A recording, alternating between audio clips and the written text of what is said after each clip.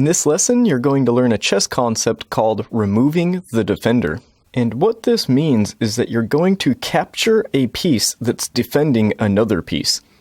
Let's take a look at this example that's happened a lot in the games that I play. I always open with e4. A lot of the times black responds with e5. I like to move my knight out to attack that hanging pawn.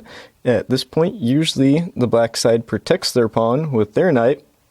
And at that point, I like to bring my bishop out to attack that knight. So it's black's turn, and if black doesn't do anything to reinforce this pawn, on the next move I'm going to be able to do this concept called removing the defender to go up in material. And they just move a pawn over here. But if I move my knight to take that pawn, they're going to be able to recapture with their knight, and at that point I would lose my knight for their pawn, and that'd be a bad trade because knights are more valuable pieces. Be able to remove this defender, the only piece that was defending that pawn, and after black's next move where they're most likely going to recapture and take my bishop, now you can see that this pawn is left hanging. I removed the only defender of that pawn, so now on the next move I'm free to capture that pawn.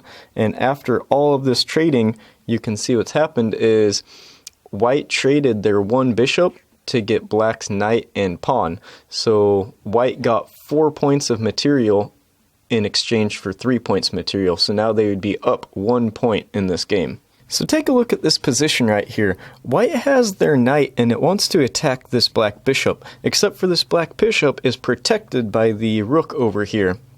Now, if there was a way for us to remove this defender, this bishop would then be hanging on the next move. And if it was white's turn, you could see that white has the rook here. So white could decide to trade rooks, capturing that defending rook and giving up theirs to this pawn.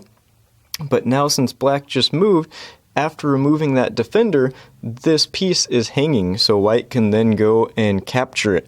So after all of that trading, you could see that white lost their one rook, but they captured black's rook and their bishop. For this lesson, if you could remember this idea of looking for pieces that are only being protected by one other piece, and then finding ways that you can remove that defender, that way that you can attack the next piece on the next move, you'll be doing really great for this lesson.